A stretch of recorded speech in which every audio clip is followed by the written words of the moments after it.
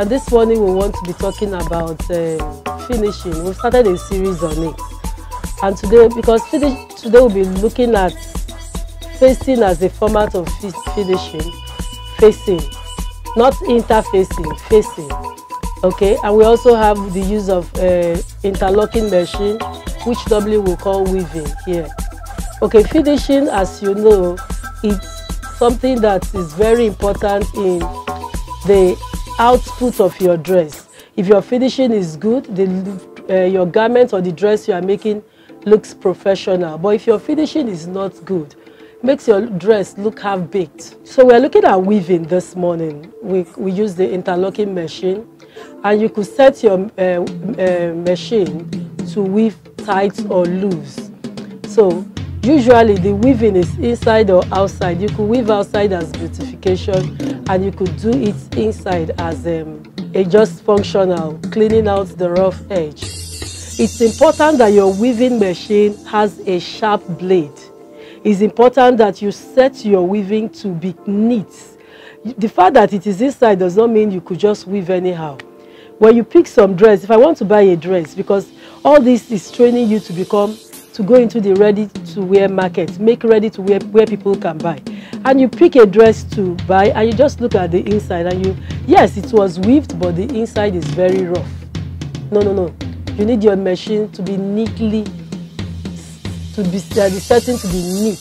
You get an engineer to set the machine. The blade must be very sharp so that it cleans off neatly the rough edges as it's interlocking it.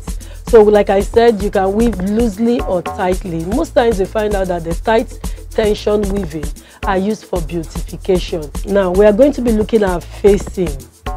Facing could be inside or outside as well.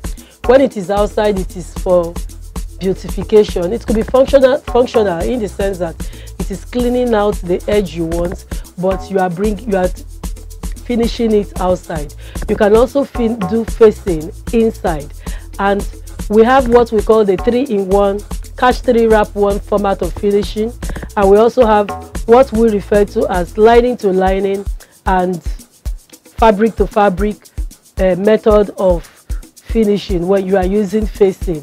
It's important to me that when you are facing on your neckline, that's when you are facing the neckline, that's the back and the front view, that your facing is that, how do I put it now, where they meet.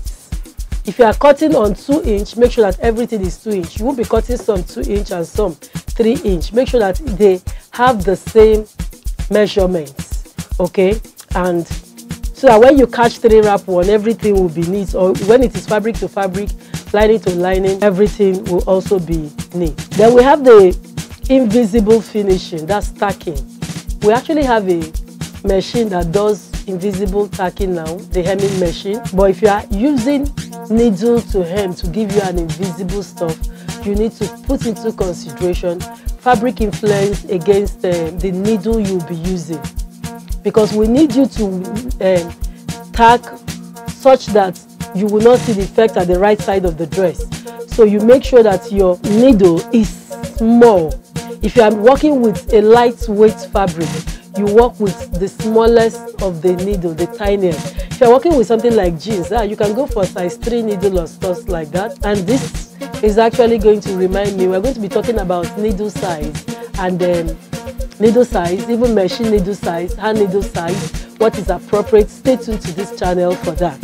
So today, concentrating on finishing, we've looked at weaving, tight tension, loose tension, the need for it to be neat, get an engineer to set it with a sharp blade. We also looked at facing, there is a term called catch 3 wrap 1 or fabric to fabric, lining to lining. Then when you are doing invisible tacking, appropriate needle against fabric influence should be considered. Thank you. Stay tuned for more.